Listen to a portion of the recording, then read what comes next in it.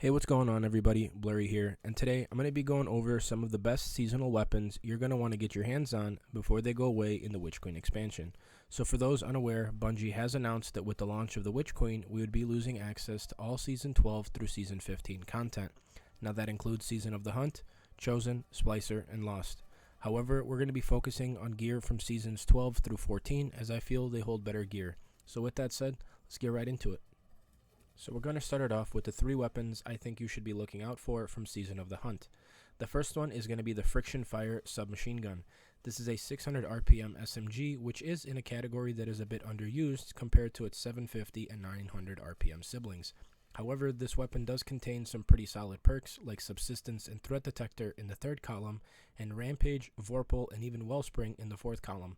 Now, although this isn't the best kinetic submachine gun in the game by any means, I do think it can find a bit of usage in low to average content such as patrols or playlist activities.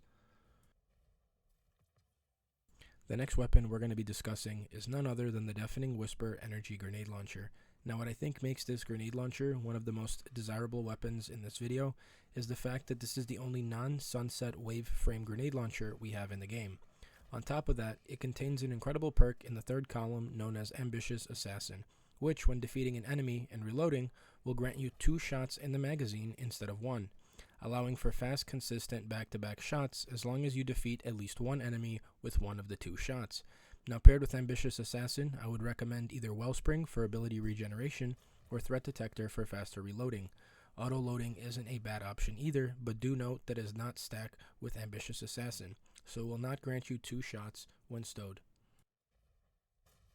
Now, the last weapon from Season 12 I would recommend getting is the Blastbatu Heavy Grenade Launcher. This is a 120 RPM grenade launcher that is loaded with a bunch of good perks, making it a great choice for PvE and for PvP.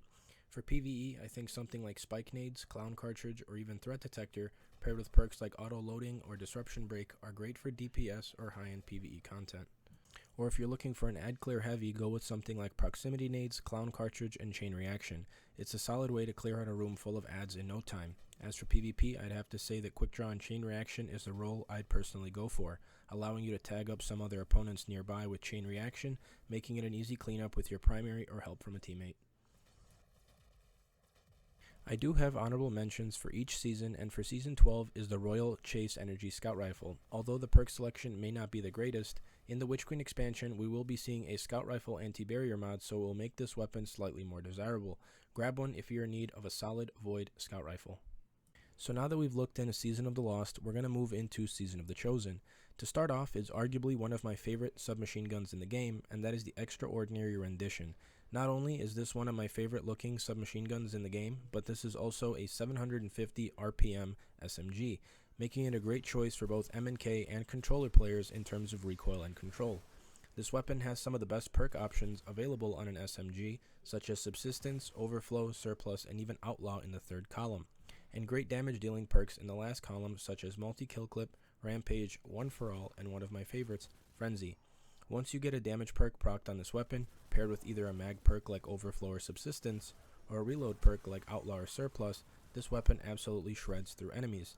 This is personally one of the top 3 weapons I'd recommend farming for, especially if you don't have a good SMG in the kinetic slot.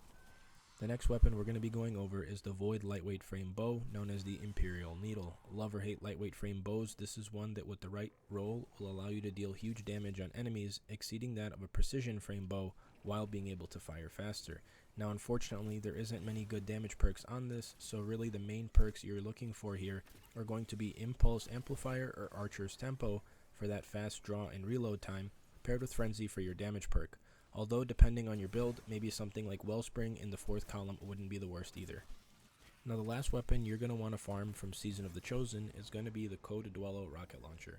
Now, this launcher has great perks to fit in whatever scenario you might need it for.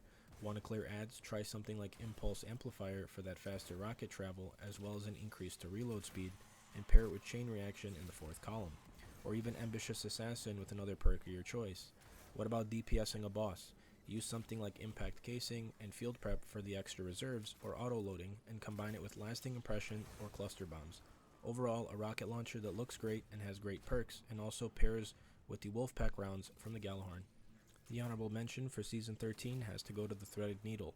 Now, although this weapon is arguably one of the best DPS weapons now in Season of the Lost, I personally think that when the season ends and we lose particle deconstruction, it's going to drop drastically in use and will no longer be the main source of DPS, as we will no longer have the seasonal mod giving it an increase to damage, but it still might be worth getting just in case they're ever buffed again in future seasons.